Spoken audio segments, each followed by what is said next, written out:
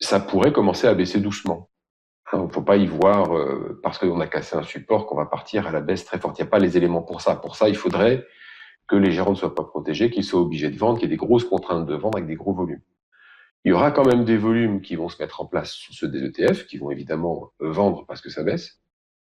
Et je rappelle ce que je disais la semaine dernière, je crois, ou la semaine d'avant, il n'y a jamais eu autant de collectes sur les ETF que depuis cette année. On a, depuis le début de l'année seulement, plus de 463 milliards collectés, et encore, c'est pas le chiffre arrêté à hier. Hein. Donc, c'est un volume de vente qui n'a jamais, de vente potentielle, hein, mais potentiel réel, parce que si ça baisse, les ETF vendent de la même façon qu'ils achètent quand ça monte, sans considération d'ailleurs de la valeur fondamentale des sociétés sur lesquelles ils investissent. Donc c'est purement mécanique.